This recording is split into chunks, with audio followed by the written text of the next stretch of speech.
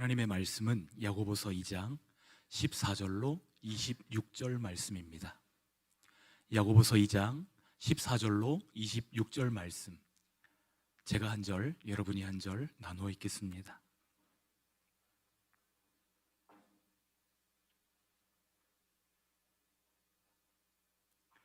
내 형제들아, 만일 사람이 믿음이 있노라 하고 행함이 없으면 무슨 유익이 있으리요?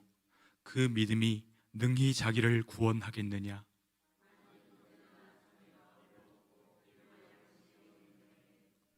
너희 중에 누구든지 그에게 이르되 평안히 가라, 덥게 하라, 배부르게 하라 하며 그 몸에 쓸 것을 주지 아니하면 무슨 유익이 있으리요?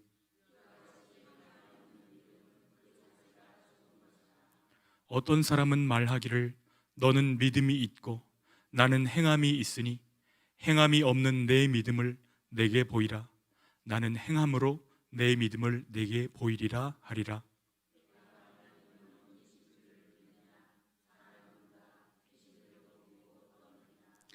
아, 허탄한 사람아, 행함이 없는 믿음이 헛것인 줄을 알고자 하느냐?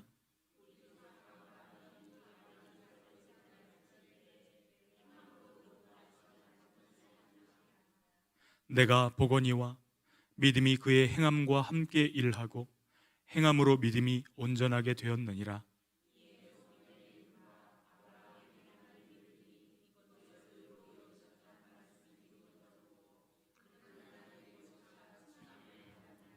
이로 보건대 사람이 행함으로 의롭다 하심을 받고 믿음으로만은 아니니라.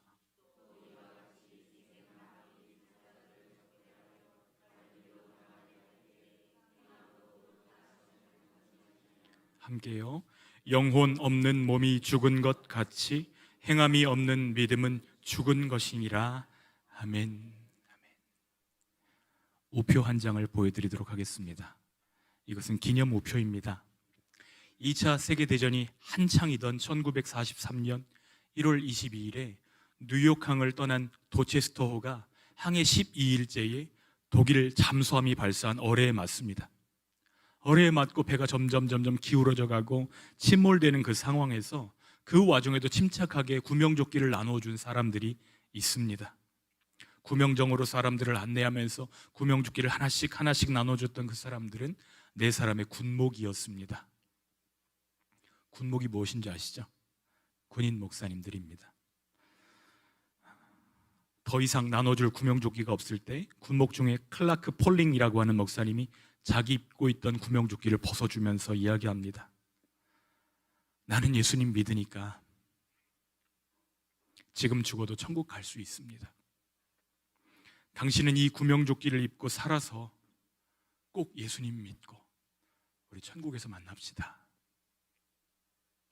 4명의 군목 모두 다 자기가 입고 있던 구명조끼를 벗어주고, 그리고 기울어진 도체스터 갑판에 서서 스크럼을 짜고 함께 기도하면서 4주를 가까이 하기함은 이 찬송을 부르며 물속으로 사라졌던 것이 사람들이 기억하는 4분의 목사님의 마지막 모습입니다. 그래서 이것을 기념하며 나온 우표가 방금 여러분들이 보신 바로 그 우표입니다. 믿음으로 사는 것은 막연한 것이 아닙니다. 참된 믿음은 삶에서 볼 수 있도록 드러나기 때문입니다. 어떤 사람이 말하기를 나는 예수님 믿습니다, 이렇게 이야기하고 수년을 지나도 삶의 열매가 맺혀지지 않고 삶의 변화가 보이지 않는다면 여러분, 그 믿음은 살아있는 믿음일까요? 오늘 야고보는 행함이 없는 믿음은 죽은 믿음이라고 이야기합니다. 이것이 야고보서 전체를 관통하는 야고보서의 주제입니다. 믿음과 행동은 몸과 영혼을 분리할 수 없는 것처럼 분리할 수 있을까요? 없을까요? 분리할 수 없습니다. 그런데 구원하는 참 믿음은 반드시 행동으로 연결됩니다. 내가 저 구명정을 타야 되겠다, 그래야만 산다, 이것을 정말로 믿는다고 한다면 어떤 어려움이 있어도 몸을 던져서 그곳에 내 몸을 실어 놓는 것이 믿음의 행동인 것입니다. 진짜 믿는 것이죠. 본문의 야고보는 행함이 없는 믿음과 행함이 있는 믿음을 대조하고 있습니다. 어떤 형제가 자매를 향해서 내가 당신을 죽도록 사랑합니다, 이렇게 프로포즈했는데 몇 날이 지나도 결혼하지 않는다면 그 프로포즈는 진짜예요, 가짜예요? 결국 누군가를 알거나 믿는 일은 우리의 머리와 가슴과 손과 발, 모든 것이 다 동원되는 것입니다. 우리 중에 믿음으로 구원받는다는 말을 모르는 사람은 아무도 없습니다. 그렇다면 구원받는 그 믿음은 무엇이죠? 여러분, 이거 설명할 수 있으시겠어요? 우리는 그 믿음이 예수 그리스도께서 우리를 위해서 죽으시고 부활하셔서 사흘 만에 부활하심으로 우리를 구원하셨다, 이 사실을 믿는 것이라고 생각합니다. 맞죠? 예수님이 나를 위해 죽으신 것, 십자가와 부활이 역사적인 사실이고, 또 그것이 나를 위한 하나님의 선물이라고 인정하는 것, 그것을 마음으로 인정하고 입술로 고백하는 것이 참된 믿음입니다. 그런데 입술로는 고백하지만 삶으로는 거부하는 경우 있을까요, 없을까요? 있어요. 사도 바울은 디도서 1장 16절에 그것을 이렇게 설명합니다. 함께 읽어볼까요? 그들이 하나님을 시인하나 행위로는 부인하니 가증한 자요, 복종하지 아니하는 자요, 모든 선한 일을 버리는 자니라. 입술로 주님 사랑한다고, 주님 믿는다고 고백할 수 있지만 행위로 주님 사랑하고 주님 믿는 것을 드러내지 못한다면 그것은 참 믿음이 아닐 수 있겠다, 이것을 바울은 지적하는 것입니다. 여기서 우리는 두 가지를 생각해야 됩니다. 우리 믿음의 뿌리가 무엇인가? 우리 믿음의 뿌리는 우리에게 믿음을 주시는 하나님이십니다. 그 뿌리와 연결되어 있는 열매를 또한 생각해야 됩니다. 그 열매는 하나님 기뻐하실 선한 행실입니다. 뿌리와 열매, 이 두 가지는 뗄래야 뗄 수 없습니다. 야고보는 지금 이 야고보서에서 믿음의 내용이나 대상보다도 믿음의 열매에 관심을 가지고서 편지를 쓰고 있어요. 그러니까 무게중심이 열매 쪽에 있다는 것을 의식하면서 이 편지를 읽는다면 오해하지 않고 이 말씀들을 읽어나갈 수 있습니다. 야고보는 이것을 전제해 우리가 하나님을 믿고 예수님을 믿고 성령님을 믿는다는 것은 아예 기본으로 깔아놓습니다. 그리고 그분이 내게 행하신 일, 십자가와 부활, 이것을 믿는 것은 아예 기초로 깔아놓습니다. 전제하고 믿음의 열매인 선한 행실이 우리 안에서 자라나고 있는지, 그 열매가 건강한지 이것을 보고 싶은 것입니다. 만약 믿음의 순종이라는 열매가 없다면 잘못 믿고 있는 것이나 아니면 스스로 나를 속이고 있는 상태이기 때문이에요. 성경이 말씀하시는 믿음에는 세 가지 요소가 반드시 필요합니다. 그것이 무엇이죠?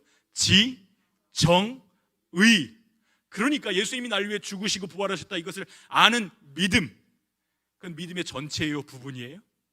부분이라는 것입니다. 일부분이에요. 그래서 야고보 사도는 19절에 이렇게 설명합니다. 19절 말씀 한번 같이 읽어볼까요? 내가 하나님은 한 분이신 줄을 믿느냐? 잘 아는도다. 귀신들도 믿고 떠느니라. 귀신들도 하나님이 한 분이신 줄 알고 떤다는 것입니다. 복음서의 많은 부분에서 귀신들이 예수님을 알아보고 덜덜덜덜 떱니다. 그리고 예수님을 향해서 하나님의 아들이시라고 고백합니다. 우리 누가복음 8장 27절 28절 말씀 함께 읽어볼까요? 예수께서 육지에 내리심에 그 도시 사람으로서 귀신 들린 자 하나가 예수를 만나니 그 사람은 오래 옷을 입지 아니하며 집에 거하지도 아니하고 무덤 사이에 거하는 자라.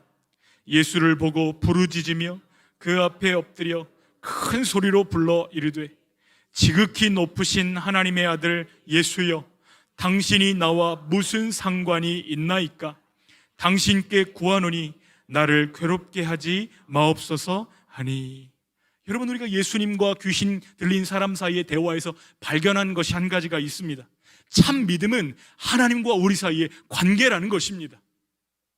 지금 이 귀신 들린 사람이 뭐라고 이야기하죠? 지극히 높으신 하나님의 아들 예수여, 당신이 나와 무슨 상관이 있나이까? 여러분, 예수님을 믿는다는 것은 예수님을 나의 구주로 믿는다는 것을 의미합니다. 구주가 무슨 뜻이죠? 예수님은 나의 구원자이십니다.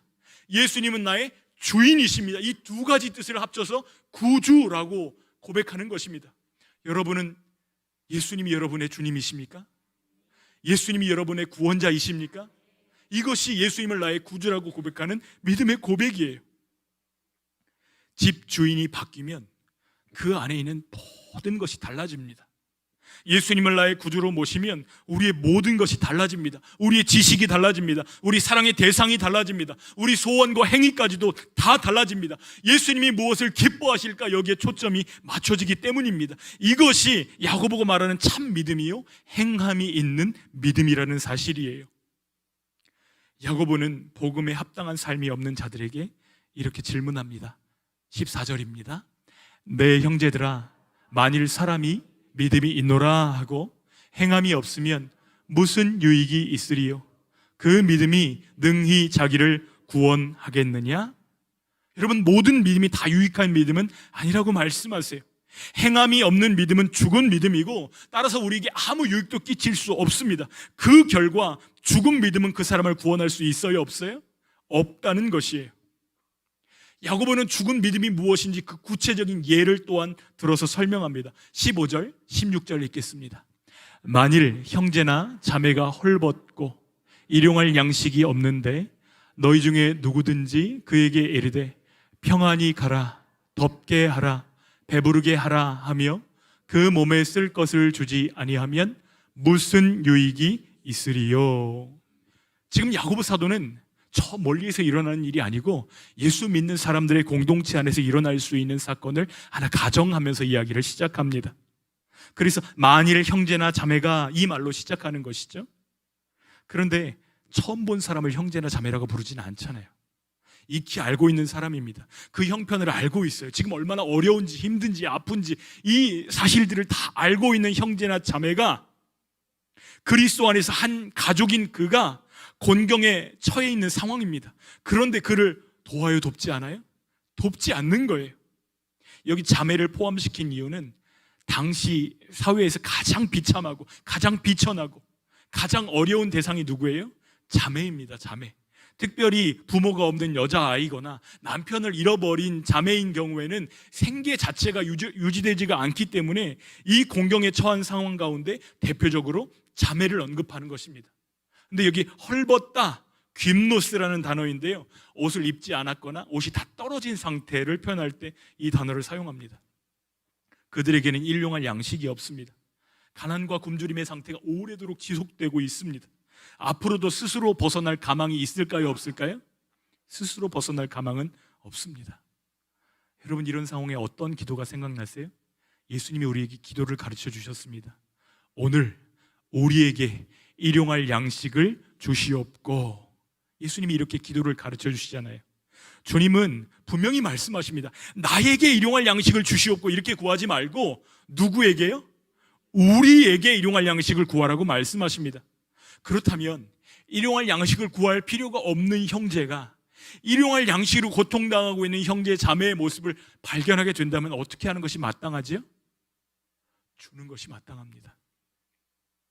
그런데 그가 제공한 것은 양식이 아니라 빈 말뿐이었다는 거예요. 뭐라고 이야기하죠? 평안히 가라, 덥게 하라, 배부르게 하라, 그리고 그 자리를 떠버립니다. 헐벗고 굶주린 사람에게 제일 필요한 게 무엇이죠? 옷과 양식입니다. 말하는 사람은 지금 상대방이 무엇이 필요한지 알아요, 몰라요? 정확하게 알고 있습니다. 다 알고 있으면서도 하지만 옷과 음식은 주지 않고 하나님의 이름으로 이렇게 이야기합니다. 하나님이 당신에게 따뜻하게 입을 옷을 주시고 배불리 먹여주시기를 바랍니다. 기도만 하고 그 자리를 떠나버려요. 마음은 굴뚝 같지만 공감하는 말밖에는 줄 수 없는 사람도 있어요. 그렇지만 본문에서는 아주 절박한 형제의 고통에 대해서 눈 감고 있는 이 냉정한 사람, 그러면서도 하나님을 찾고 그러면서도 형제에게 샬롬을 말하는 위선적인 사람의 모습을 묘사하는 것입니다.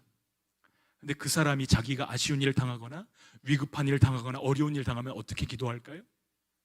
간절히 기도할 거 아니겠어요? 하나님, 이번 아니면 안 됩니다. 하나님 살려주셔야 됩니다. 하나님, 나에게도 그런 사람을 붙여주셔야만 됩니다. 목에 핏대를 세우면서 기도하지 않겠어요? 그런데 이웃의 다급한 필요에는 영혼 없는 축복만 늘어놓고 하나님의 이름으로 상처를 주는 이중적인 모습을 고발하는 것입니다. 그런데 예수님이 말씀하시잖아요. 지극히 작은 자 하나에게 한 것이 곧 내게 한 것이니라. 내가 지극히 작은 자들 가운데 한 사람으로 있다고 주님이 말씀하십니다. 그러면 지금 이 말을 한 사람은 지극히 작은 자 중에 계시는 누구를 무시한 거예요? 예수님을 멸시하는 것입니다. 이런 사람, 이런 믿음이 도대체 무슨 유익이 있을까요? 17절에 그 결론을 이야기합니다. 함께 읽어볼까요?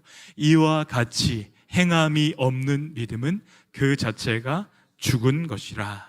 그러니까 믿음 안에는 행위가 포함되어 있다는 것을 말씀하십니다. 죽은 믿음 안에는 실상 하나님이 계실 자리가 없어요. 예수님도 없습니다. 자신의 가망 없는 상태를 인정하는 겸손도 없고 다른 사람들을 향해서 베푸는 긍휼도 없습니다. 그러니 행함이 없는 믿음은 자기 신념에 불과하고 믿음이 없는 행함은 껍데기 위선에 불과한 것입니다. 행함과 믿음이 분리되었다? 이것은 진짜 믿음이 없는 상태라는 것이죠. 그러면서 행함으로 참 믿음을 보인 두 사람을 예로 들어 말씀하십니다. 아브라함과 라합입니다. 한 사람은 이스라엘의 조상이라고 존경받는 사람이고 또 한 사람은 이방인 여자입니다. 한 사람은 경건한 믿음의 조상이고 한 사람은 기생입니다. 하지만 둘 사이에 공통점이 있더라고요. 어떤 공통점이죠? 둘 다 우상을 숭배하는 지역에서 태어나서 하나님의 심판이 임할 그곳에 살다가 하나님의 은혜로 그곳에서 구원받았다는 것입니다. 또 두 번째는 아브라함과 라합 모두 행함이 있는 믿음으로 하나님의 부르심에 반응했다는 것입니다. 출신도, 신분도, 상황도, 성별도 다 다르지만 그들은 모두 행함이 있는 믿음으로 자기 신앙을 증명해 보였고 하나님의 자녀라고 인정받았다는 사실입니다. 21절, 23절 읽겠습니다. 우리 조상 아브라함이 그 아들 이삭을 제단에 바칠 때에 행함으로 의롭다 하심을 받은 것이 아니냐? 이에 성경에 이른 바 아브라함이 하나님을 믿으니 이것을 의로 여기셨다는 말씀이 이루어졌고 그는 하나님의 벗이라 칭함을 받았나니. 여러분 창세기 21장을 읽어보시면 아브라함이 열심히 기도해서 몇 년 만에 이삭을 받았는지 나옵니다. 자그마치 25년입니다. 25년 만에 사랑하는 독자 아들 이삭을 낳게 되었어요. 얼마나 예쁠까요? 얼마나 사랑스러울까요? 그런데 이제 22장에서 하나님은 바로 그 이삭을 제단에 바치라는 모순적인 요구를 하십니다. 하나님의 테스트죠. 하지만 아브라함은 하나님이 이런 명령을 내리시는 그 이유를 물어보거나 항의하지 않습니다. 명령이 불합리합니다 이렇게 이야기하지도 않았어요. 대신에 자식을 배반하는 비정한 아버지가 되기로 결심합니다. 하나님의 무자비한 테스트에 순종으로 화답합니다. 그렇게 함으로써 하나님의 약속은 죽지 않는다 이것을 믿고 나아가는 거예요. 여러분 이 믿음이 없었다면 자식을 향해서 칼을 들 수 있었을까요? 없었을까요? 없었을 것입니다. 하나님이 다급히 아브라함을 부르십니다. 아브라함아, 아브라함아, 내가 이제야 네 아들보다 나를 더 사랑하는 것을 내가 알았노라. 그리고 나서 제사할 제물들을 하나님이 친히 예비하시는 것이죠. 믿음을 통해서 아브라함은 아들보다 하나님을 더 사랑한다는 것을 증명해 보입니다. 그 아브라함의 결론이 무엇이죠? 하나님께서 아브라함에게 별명을 하나 붙여주십니다. 하나님의 벗이라 이렇게 이야기합니다. 여러분은 아무나랑 친구하십니까? 아니잖아요. 여러분 가장 친한 친밀한 벗에게 여러분은 속마음을 털어놓으시잖아요. 아브라함을 향해서 하나님이 그는 나의 벗이라고 말씀하십니다. 나의 친구라고 말씀하시는 거예요. 벗은 한쪽만의 일방적인 사랑이 아니라 양쪽 모두의 사랑과 신실함을 전제로 합니다. 여러분 믿음으로 우리도 하나님과 그런 관계를 누리는 귀한 복을 누리게 되시기를 축복합니다. 야고보 사도는 이것만으로는 부족함을 느꼈던 것인지 기생 라합의 이야기를 들어서 또 참 믿음에 대해서 한 번 더 설명합니다. 25절 말씀 읽겠습니다.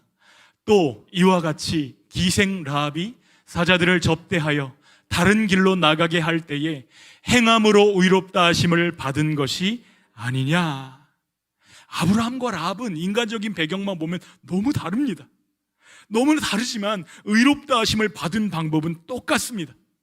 라합은 이방인 여인입니다. 게다가 가나안 족속입니다. 이런 사람을 모델로 제시했다는 것은 유대인들에게는 굉장히 충격적인 일입니다.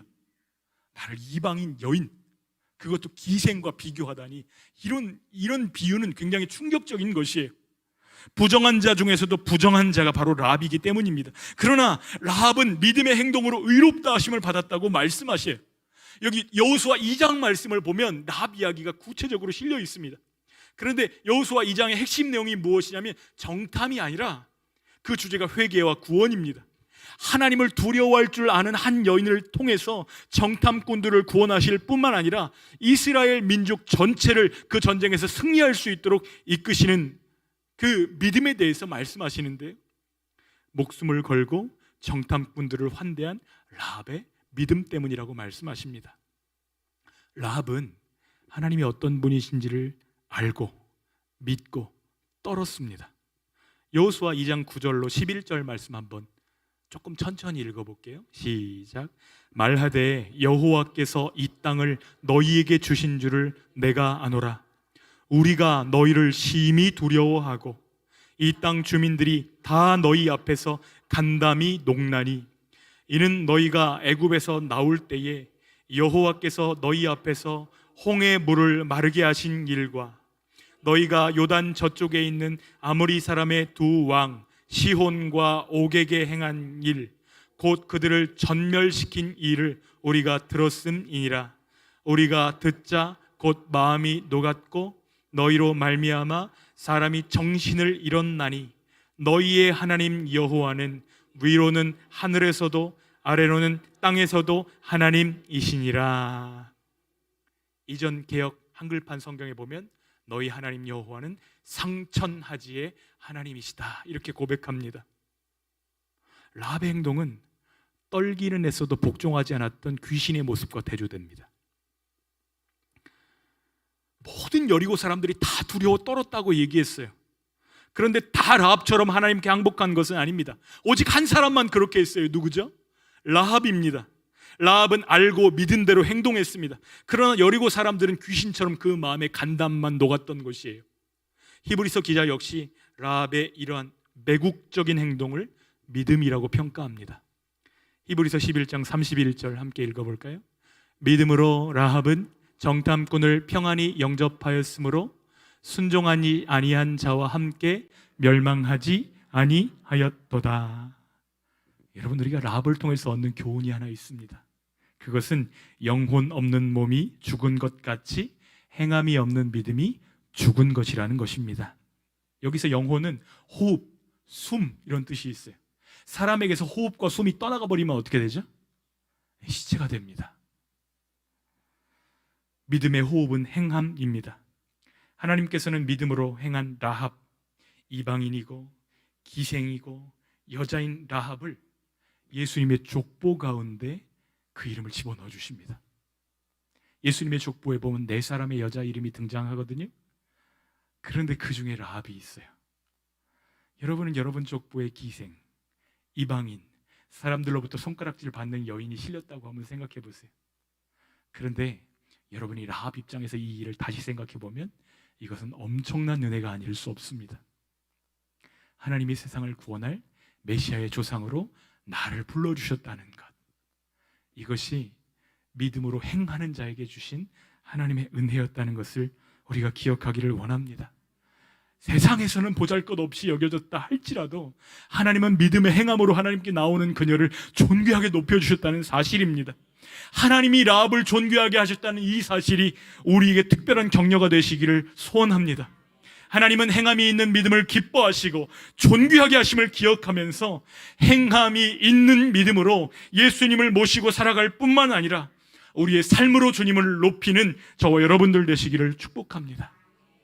믿음으로 구원받는다는 것은 삶의 행위와 분리되는 것이 아닌 줄 믿습니다.